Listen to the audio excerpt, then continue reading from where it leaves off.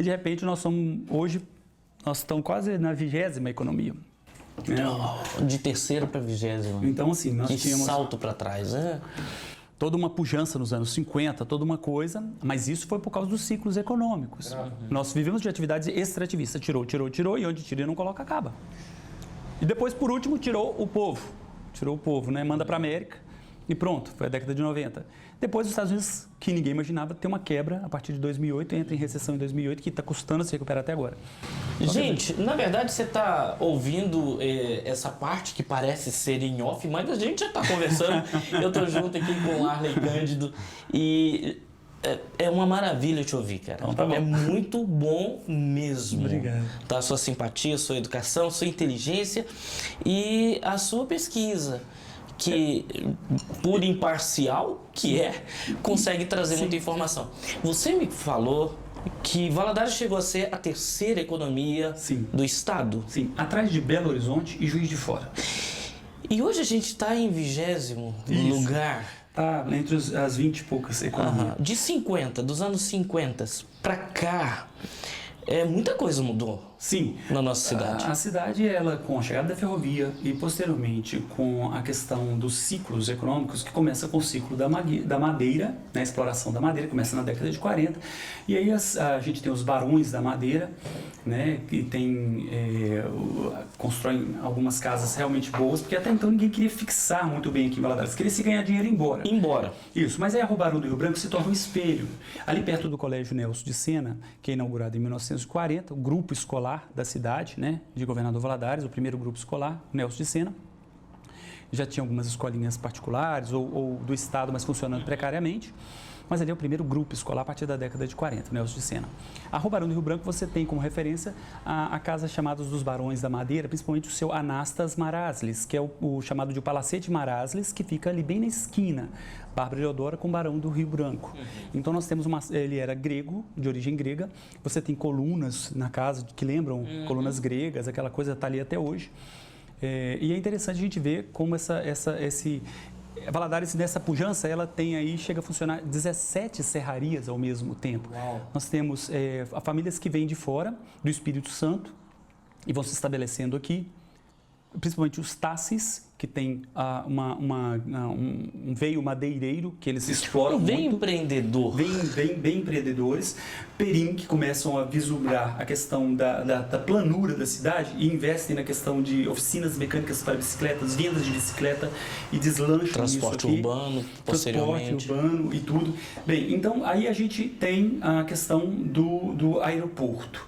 O aeroporto, que já desde a década de 30 nós tínhamos campo de pouso, não é que descia avião todo dia, mas depois surge, a partir da década de 40, um tenente, e esse tenente, ele então tira o brevet, o então tenente Altino Machado, que depois veio a ser o nosso coronel Altino Machado, e ele, ainda tenente, ele já presta serviços de táxi aéreo, aquela coisa, ele chega na década de 40 aqui na cidade, e ele prestou muito serviço nessa área, porque Valadares não tinha serviço aéreo ainda na década de 40, e tanto ele quanto depois o Alfeu, do Alfeu Táxi Aéreo, um senhor que tinha um avião, que por sinal, esse senhor, ele sofre um acidente, foi o primeiro acidente aéreo que houve aqui na cidade, no bairro de Lutz, e morre nesse acidente aéreo. Bem, a Valadares se destaca com linhas aéreas na década de 50 para atender o público que tinha dinheiro. A cidade circulava muito. Aí você falou que eram vários... Nós tínhamos voos regulares. Várias partidas daqui. Sim, nós tínhamos 6 partidas diárias de Governador Valadares por 2 das maiores companhias aéreas do Brasil, a Panair do Brasil e a Real Aerovias. Nós tínhamos voos diários para Brasília, Recife, Salvador, Belo Horizonte, São Paulo e Rio de Janeiro. Isso na década de 50.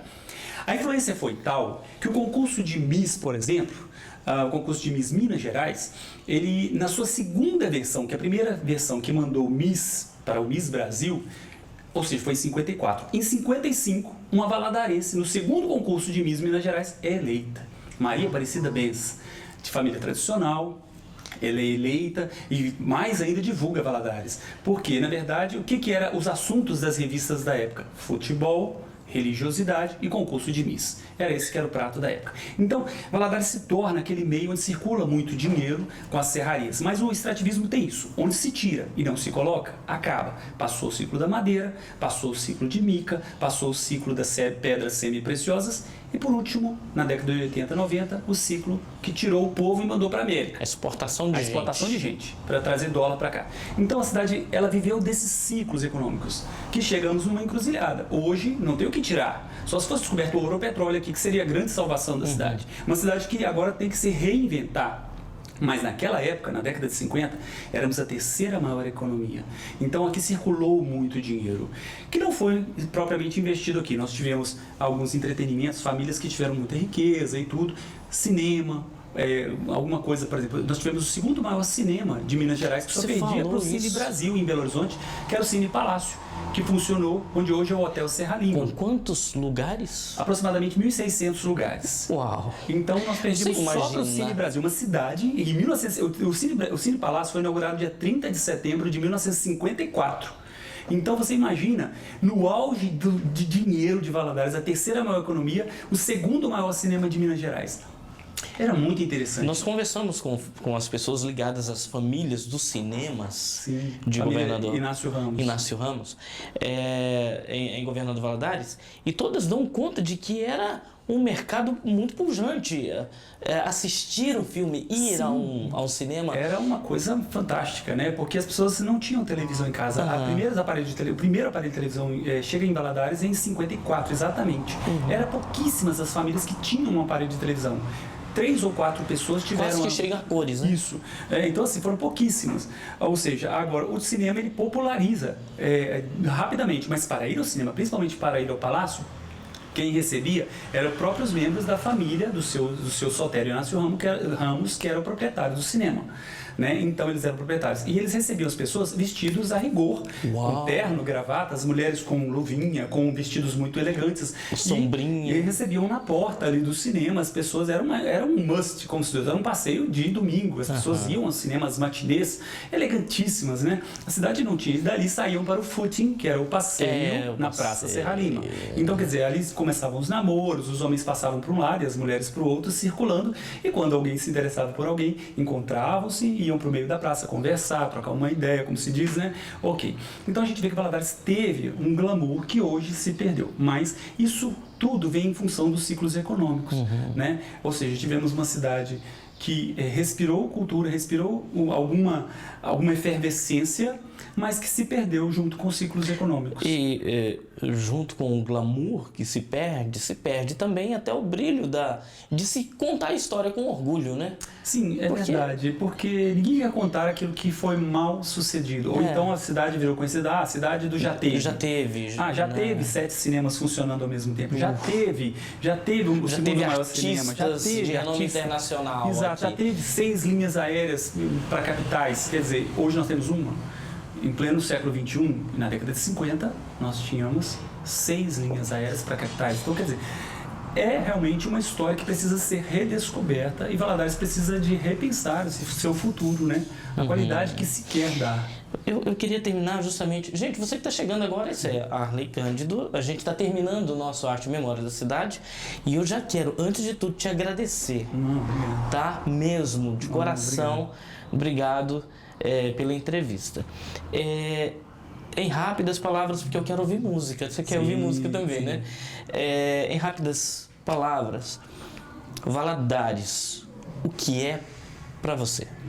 Governador Valadares é uma cidade que precisa ser amada. Ninguém ama o que não conhece, eu torno a repetir. Então é preciso se redescobrir Governador Valadares. É preciso que haja projetos de parcerias com escolas, com o município, enfim.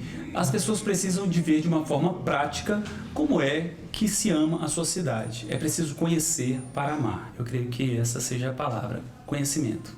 Conhecer para amar. Isso.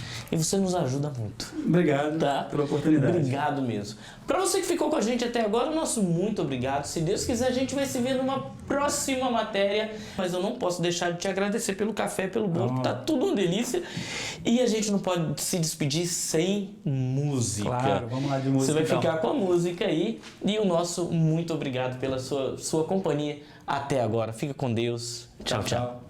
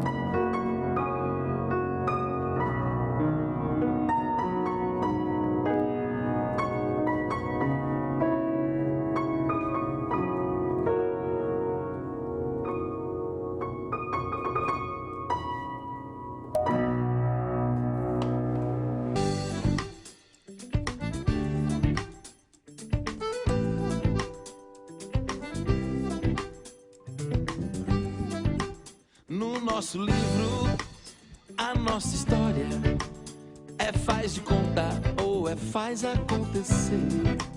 No nosso livro, a nossa história é faz de conta ou é faz acontecer. No nosso livro, a nossa história é faz de conta ou é faz acontecer. No nosso livro, a nossa história é faz de conta ou é faz acontecer. Acontecer.